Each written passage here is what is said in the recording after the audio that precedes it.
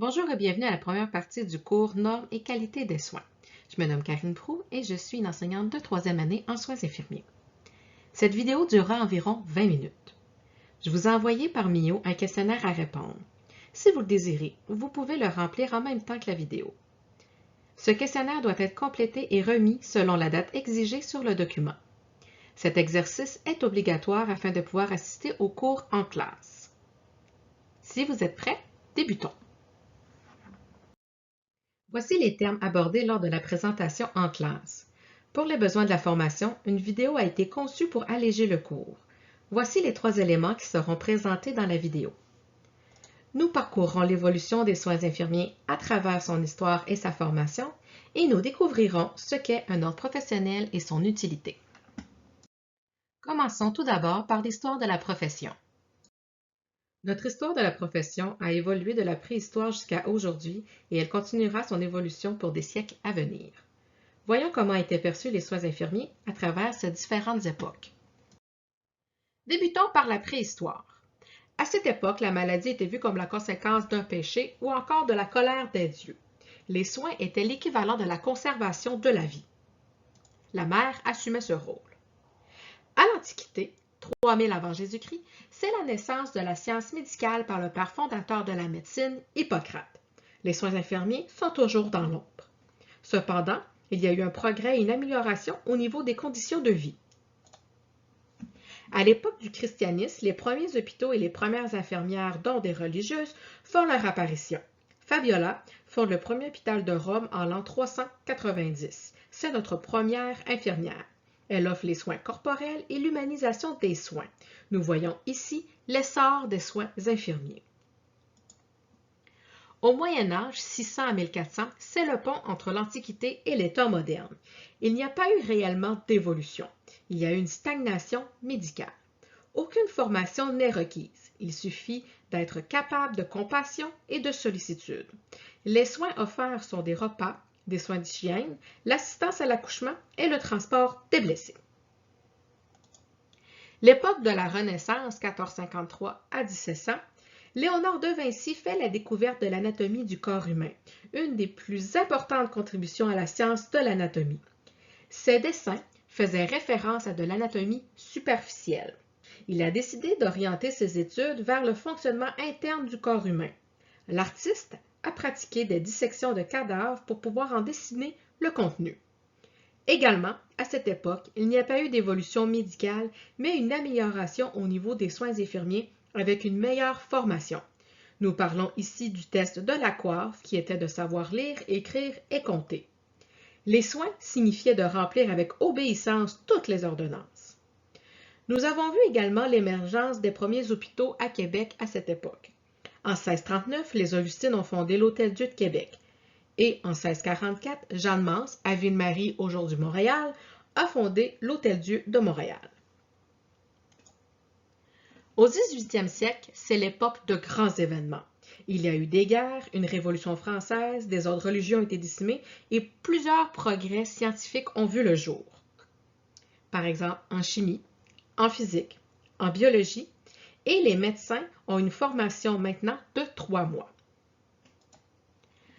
Au 19e siècle, c'est la naissance des écoles infirmières. En 1859, à Lausanne, en Suisse, c'est la première école d'infirmières dite de garde-malade qui fait son apparition. À Londres, en 1862, Florence Nightingale fonda une autre école. Elle est la première à promouvoir l'autonomie professionnelle des infirmières et à écrire le premier modèle conceptuel des soins infirmiers. En 1898, les premiers cours en français ont été donnés à l'hôpital de Notre-Dame. Pour ce qui est du 20e siècle et du 21e siècle, nous les verrons dans les diapositives suivantes. La photo en fond d'écran est Florence Nightingale. Le 20e siècle, les pionnières de notre époque. Les infirmières diplômées du Québec ont créé une association en 1917 puisque la formation était inégale pour répondre à la demande sociétale, soit de la profession.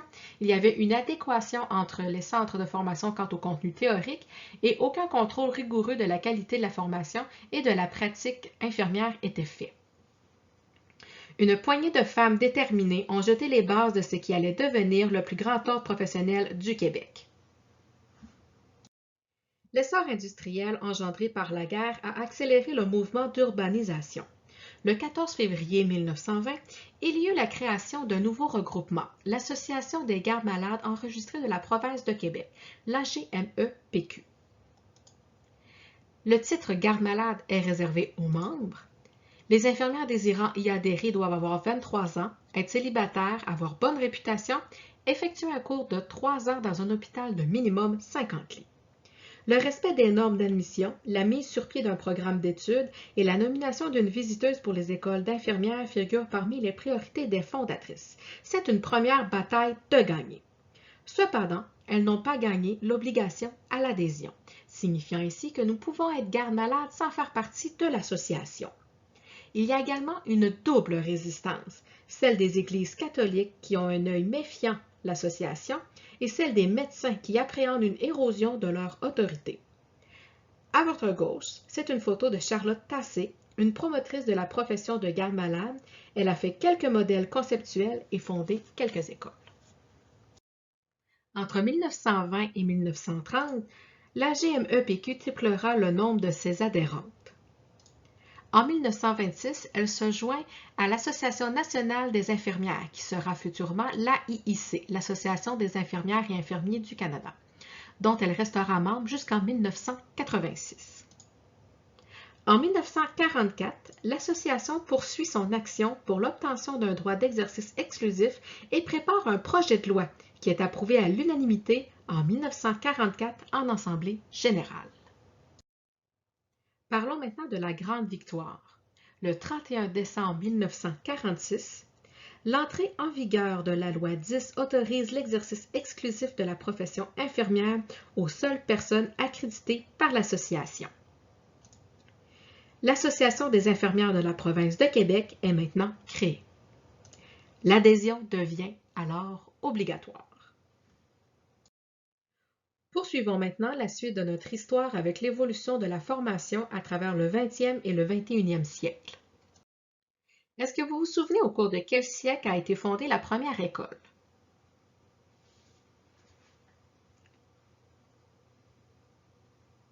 Elle fut fondée au 19e siècle, plus précisément en 1859 à Lausanne, en Suisse. Voici quelques créations au Québec. En 1961, il y eut l'assurance hospitalisation gratuite pour tous, mais ça a changé au courant des années 90. Le ministère de l'Éducation voit le jour en 1964 et en 1969, l'assurance maladie fait son apparition. Il y eut plusieurs discussions de fond sur les grandes orientations du système de santé. Sur ces grandes questions, les infirmières sont en mesure de présenter un point de vue plus articulé. En réunissant leurs réflexions et leurs nombreuses années de travail sur le terrain, elles ont pu peaufiner leurs besoins de formation et de pratique. Il y eut une réforme majeure du système de santé québécois.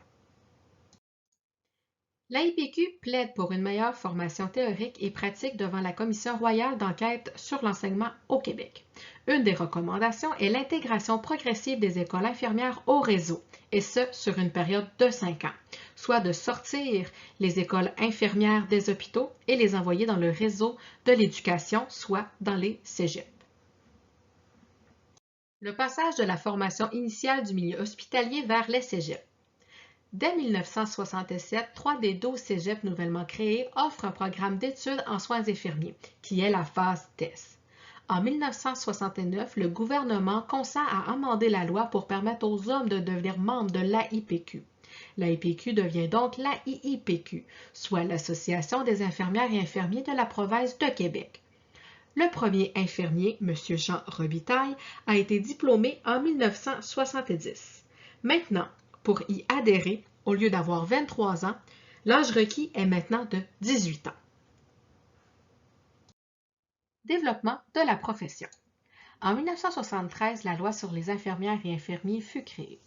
Le 1er février 1974, 2 lois entrent en vigueur. La première, les infirmières québécoises obtiennent une définition légale de l'exercice de leur profession.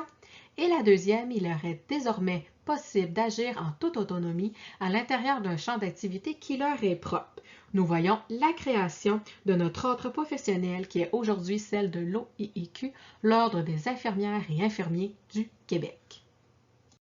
Voici quelques années importantes sur l'évolution de la pratique infirmière au 21e siècle. En 2002, la loi 90 a entraîné une redéfinition du champ d'exercice de l'infirmière. L'article 36 de la loi sur les infirmières et infirmiers a maintenant une portée élargie. En 2003, nous voyons le développement du rôle des infirmières praticiennes. En 2004, le début de la formation DECBAC. En 2017, l'inclusion des infirmières praticiennes adultes à la formation universitaire. Et en mai 2018, une réforme sur la formation des infirmières praticiennes.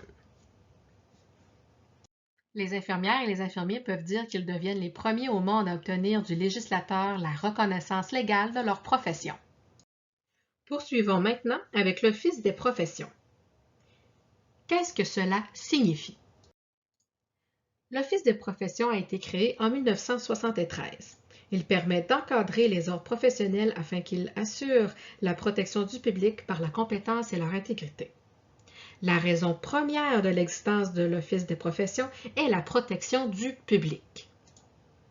Actuellement, les ordres professionnels représentent plus de 385 000 professionnels. Les ordres professionnels. Je ne nomme pas volontairement le nombre d'ordres professionnels puisqu'il peut se modifier d'année en année. Je vous laisse le soin de lire cette ligne.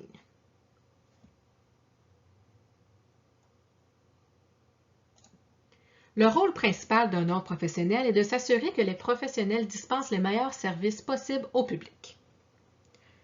Un ordre professionnel doit accomplir 7 rôles. Le premier est de contrôler la compétence et l'intégrité de ses membres. Il doit s'assurer que les membres ont la formation et les compétences nécessaires pour travailler dans leur profession. Un code de déontologie est créé et doit être appliqué. Un ordre doit surveiller l'exercice de la profession par des inspections professionnelles et par la vérification de la qualité des services. Un inspecteur peut imposer à une infirmière d'effectuer des stages, des cours complémentaires ou de perfectionnement. Il peut même limiter sa pratique ou encore la suspendre. Un ordre doit réglementer l'exercice de la profession par des codes de profession ou par une loi dans le but de régir l'exercice de la profession. Un ordre doit gérer un processus disciplinaire pour permettre au public de porter plainte contre un membre ou encore un membre peut porter plainte contre un autre membre et le syndic peut enquêter dans ces cas-là. Des mesures disciplinaires peuvent s'appliquer. Un ordre doit favoriser le développement professionnel, donc il faut faire de la formation continue. Un ordre doit contrôler l'exercice illégal de la profession et de l'usurpation de titres. Donc, un ordre peut poursuivre au pénal de la Cour du Québec des gens qui utilisent ou usurpent l'identité d'une infirmière et pratiquent en son nom.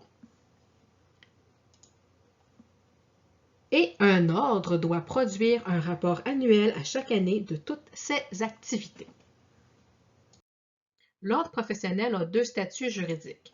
Le premier est l'exercice exclusif. Le titre et les activités sont réservés.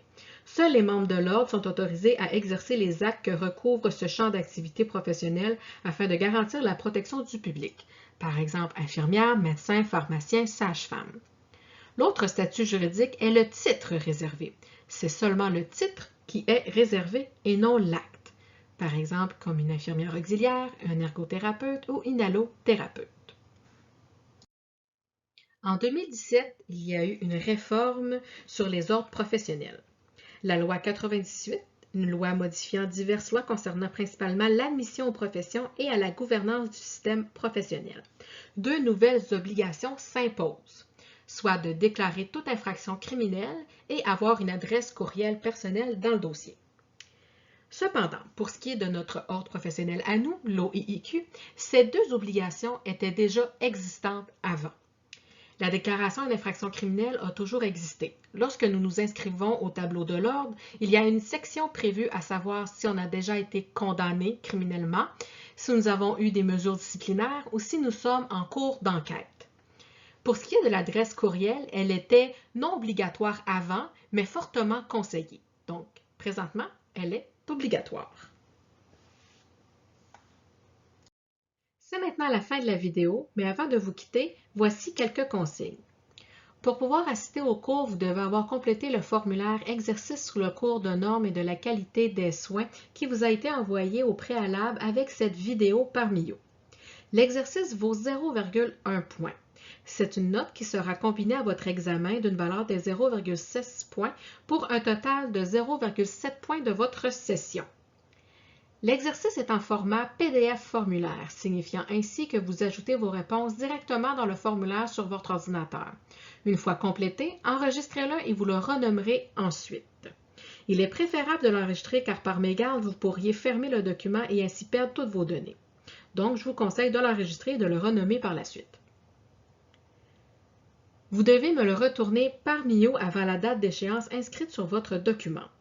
Vous devez enregistrer votre fichier avec votre nom, prénom et le mot norme. Par exemple, je me nomme Karine Proux, donc je l'inscrirai comme suit. Karine, petit trait en bas, Proux, petit trait en bas, norme.pdf, bien entendu. Voici comment faire le petit trait en bas si vous ne le savez pas. Vous devez peser sur chiffre ou majuscule et le petit trait. Ce qui est important, c'est que le nom de votre fichier doit comporter ou doit avoir votre nom et votre prénom et le mot norme, c'est le plus important. Sur ces bonnes paroles, je vous souhaite une belle session et au plaisir de vous voir en classe.